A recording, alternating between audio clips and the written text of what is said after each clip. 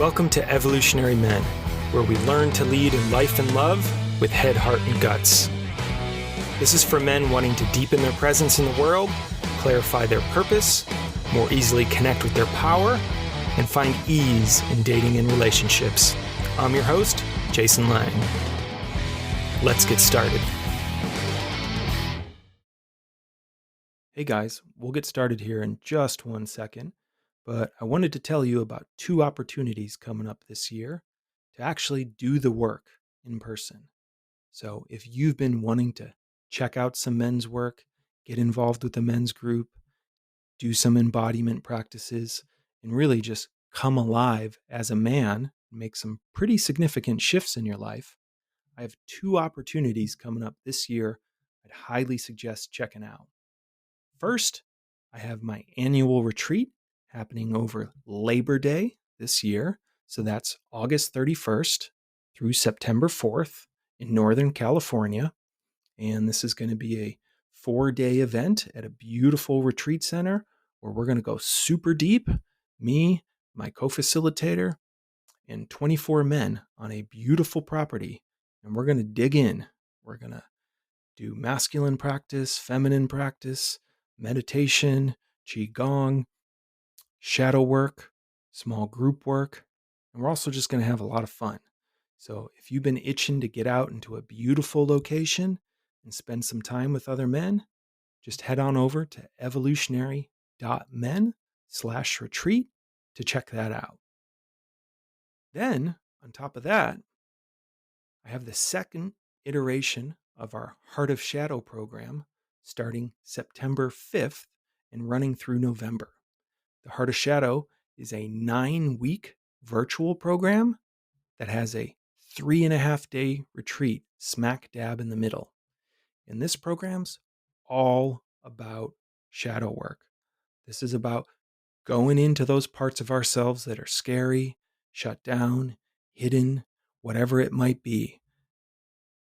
And we go in with love, with levity, and with the strong support of men to make some pretty significant breakthroughs in our body-mind and often release a lot of emotional tension or trauma or spiritual angst.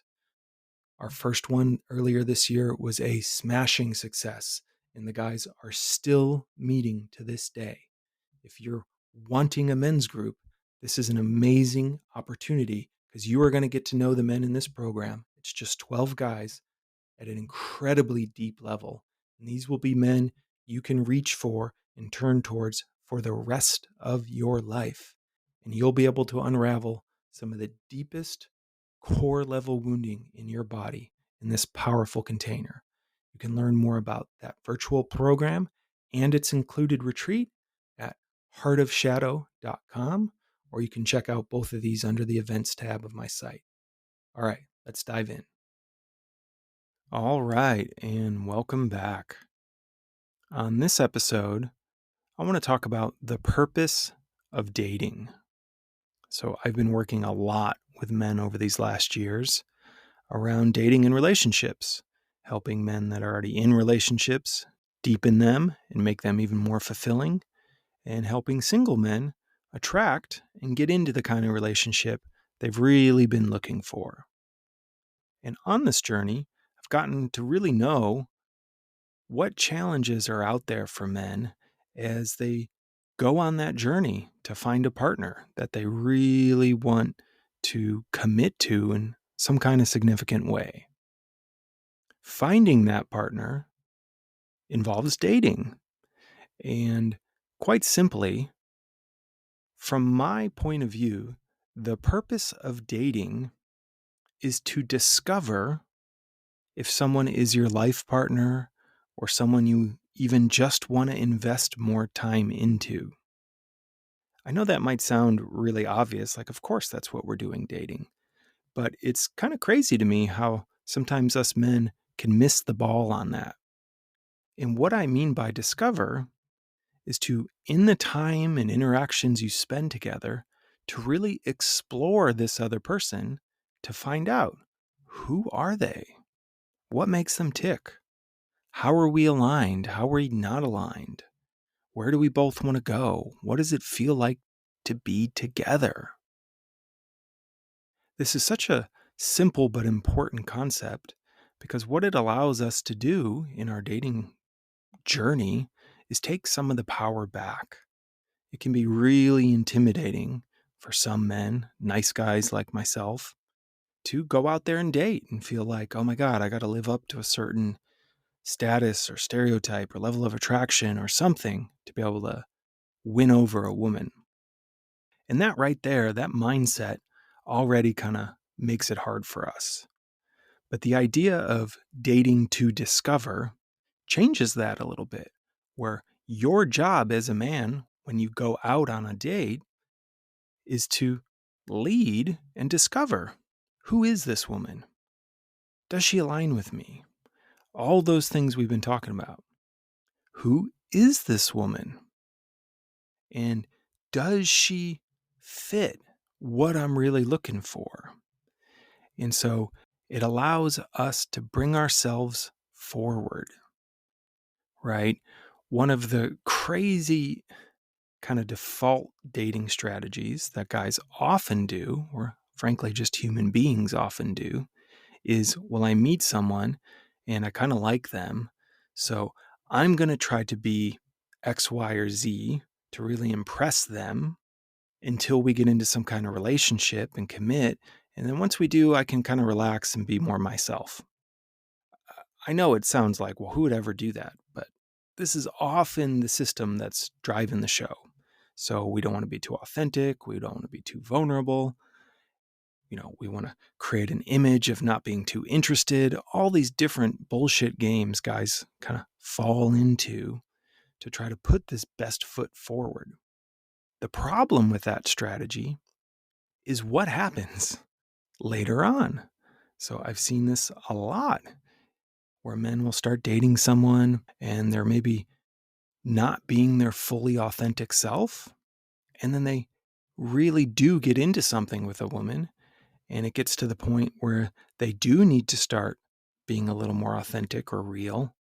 And then it turns out there's a mismatch there, right? Turns out, oh my God, we don't see intimacy the same way, or we don't have some of the same values, or we don't want the same things when it comes to kids or family or whatever that might be. And then boom, you've potentially just wasted 2, 3, 6 months, a year, years in some guy's case, investing into a relationship that was never really the right one from the get-go. The alternative, this idea of kind of leading with vulnerability, bringing your authenticity and exploring, so actually diving in to get to know a woman, changes that. Often what it does is it ends interactions faster, right? If I just fully be myself and I don't pretend, someone's either going to be aligned to that or not aligned to that. And a lot of people won't be. It's just the nature of human beings. We're not all the right fit for each other.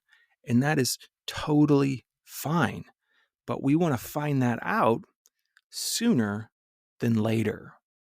And that's where this leading with vulnerability and really being conscious of my job here is to discover this person, to discover, is this someone I want to keep investing time into? And so we do that by leading, by bringing our depth, by bringing our vulnerability, by taking charge in a good, organic, and sensitive way. What really makes this woman tick? What are her values? What does she care about? What does she not want people to know about her? What do you not want people to know about you? What are your values? What do you care about? These are deeper levels of conversation that we can lead as men to create that process of discovery. So you want to get out there and date and discover who's right for me. How long that takes and how many women you have to date, there's no formula for that. But what I do believe is you have to date enough to have an embodied sense of what works for you, right? We often have ideas about the type of partner we want, concepts, but that can be very different from the lived experience of being with someone and actually relating to them. And so we want to date enough to actually feel this works for me. This part is awesome. Wow, I've never been with a partner who was so appreciative of me before. There's this other stuff that doesn't just work. That's still a successful dating relationship in my mind, even if it doesn't last, because you've learned something about what it feels like to be appreciated. Okay, I know I want that feeling now in my potential partner, but I want some of these other things too. And we also may discover that certain things we thought were non negotiables actually aren't. Now, this is a cheesy one, but I used to think and was pretty serious about I don't want to date anyone with a dog. Dogs are a huge time investment. They change how you can relate and take trips and go out for the night and all these different kinds of things. And I was never raised with dogs, so I was never a dog person. And it just seemed easier to me to date someone without a dog. Well, lo and behold, right? I meet my wife, and she didn't have a dog the first year we were together because it was staying somewhere else, but she actually had a dog. And in that process, I got to know her dog when she brought it back. And turns out I love it. I love May. She's so close to my heart now. And now I can't imagine life without a dog, even with the challenges it does have. I had a conceptual idea of that non-negotiable, but in dating my partner, I actually discovered that wasn't a big deal to me. That wasn't an important one to me. That's just one example, right? So we can have these lists that we often build for partners that can be useful, but can oftentimes prevent us from actually having relational experiences. Oh, she doesn't X or she doesn't Y. But that's different. Having a map is different from actually exploring the territory. So going out on a date and being with someone and finding what's important. How do I feel in my body? How do I want to feel when I'm around this person? So something I work a lot with our guys on in our dating and relationships program. And it's a game changer when we reformat our belief system around what we need to do and what we're looking for. So you want to be bold. You want to say what you really think. You want to lead with what you actually want, because what you want is a partner who aligns with you as you are, not with someone who aligns with you as you're trying to pretend to be, right? It's simple.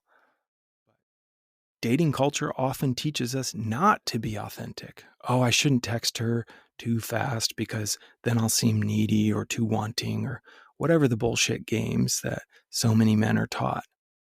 Or I can't be too forward or direct or in charge.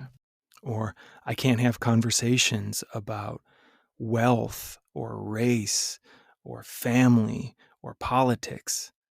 Yeah, this stuff can be turbocharged, but this is stuff that matters. Even if you don't align with a partner on all those things, what you want to find out is what is it like to be in relationship to them when we don't align on stuff? What is it like to have a fight with this person or a conflict with this person? And how do we mend? How do we repair afterwards? What does that feel like? What does it feel like when we're both exhausted? What does it feel like when we're both stressed? What does it feel like when we're on vacation? These are all important things you want to discover in your partner. That's why you should be dating them. That's the purpose of spending that time together initially. It's not to impress each other, it's to discover each other. Who are you? What makes you tick? What do you want? Where are you going? And are we aligned? It's so powerful and so simple. And it allows us to take charge of our dating experience. We don't have to wait, right? We can go first around so many different things and blast through the kind of typical dating, boring interview bullshit we often get swallowed into, right? Oh, there's a certain etiquette. I got to, you know, not be too forward or not get too deep or just kind of ask the boring questions that, are fine, but are rarely the types of experiences that create juice. And when we learn to deepen into ourselves, into our bodies, into our presence, we can show up and lead these dating experiences in a totally different way. We also start to learn, what are we even trying to discover? If you don't know the answer to that, you've got some work to do as a man, right? Because being able to answer, what am I trying to discover in my partner? It actually even starts with you. So many men just dive into relationships or dating because they should, or they're supposed to, or that's what you do. But they're not clear. Why am I even wanting to be in a relationship? Where is my life going? What do I want? What do I value independently of my partner?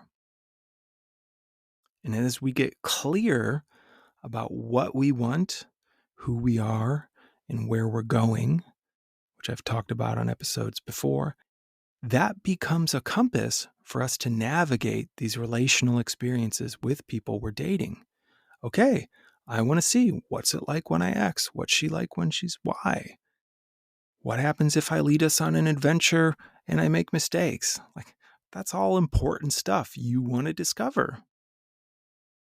And there's no faking it, right? I often tell guys, even a short-term relationship that doesn't end up being the one, you can learn more in that experience than you can in years of not dating. So actually going in and giving it a try, whether that's just a couple of dates or a couple of months, it's the value of the embodied experience of trying different things and of feeling different things and getting feedback in your body that's so important. This shift can also help away from the nerves we often get going on a date, right? Because suddenly we know our purpose. Oh, my purpose is just to go be myself and discover, are we aligned? Is there attraction here? Are there shared values here? Are we sailing the same way in our lives? You want to know that. And you want to know that stuff sooner than later. Sex is included in that, right? Doesn't mean you have to hook up with someone ASAP, but you want to know, what's their relationship to sexuality like? What kind of sex life do they want to have? You might not ask that on a first date, but you could, right? If that's something you highly value, you can talk about that. Doesn't mean you have to have sex, but you can talk about, what's your relationship to sex. Super important to me and my wife and our marriage, and something we talked about early on. She had been married before, and it was a sexless marriage, and she knew she didn't want that. And I knew I really valued that. So we're pretty clear up front. Like, yeah, if we're going to be together, this has to be something we prioritize, right? It's not something we can just let go to the wayside. Neither of us are okay with that. We have to put in the time and energy to make that a vital part of our relationship, even if we sometimes don't feel like it, because it's a deeper value that we share. And we shared values around family and wanting to do that. You want to know these questions sooner than later, because anytime you keep investing in someone who's not aligned with you, that's time that's keeping you away from discovering other partners. My good friend and mentor, Dr. Robert Glover, always loved how he says this is, yeah, you want to get to know quickly, or you want to get to rejection quickly. What that really means is you want to find out you're not aligned sooner than later. And we do that sooner piece by being authentic, by being vulnerable, by being bold, by not holding back, by being the explorer who leads the way with activities, with communication, with relating, to discover, are we a good fit? So get out there, single guys, and do the work to discover who's the right partner for you. Until next time. If you want to experience a men's group and the power of men's work with me, you can join one of my drop-in men's groups at evolutionary.men/events. And if you want to go the full distance to cultivate a powerful presence, to learn to lead in life and love, check out my free training at evolutionary.men/webinar. Until next time.